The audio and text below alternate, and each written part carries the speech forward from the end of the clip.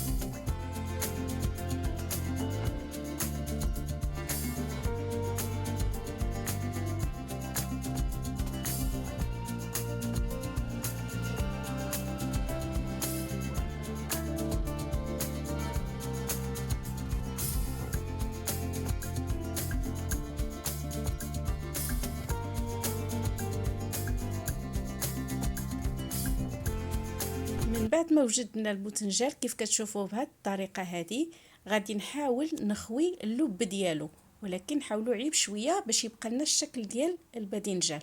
خصنا يبقى لنا كيف ما هو، واللب غادي نحيدوه بشويه، وغادي نوريكم فين غادي نستعملو.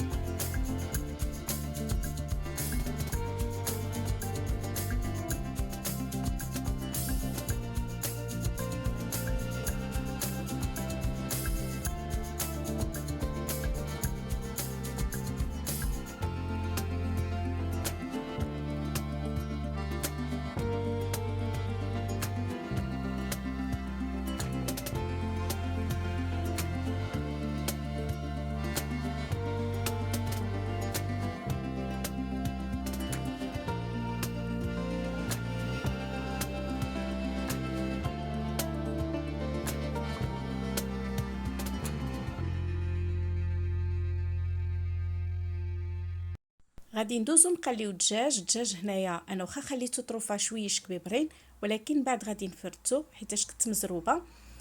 قليته مع شويه المعدنوس والثومه والابزار والكمون والملحه، شويه الزيت، وكذلك بعض التوابل ديال الشاورما، باش عطاتو واحد النكهه، واحد اللذه رائعه جدا. وغادي نخليهم يتشحروا على خاطرهم حتى كينشف مزيان. من بعد عاد غادي نستعملوه. ودابا غادي نخليكم وغادي نمشيو نشوفوا كيفاش نعدلوا الخضر اللي غادي ترافق هاد الطبق هذا اللي غادي تمشي في الباذنجان.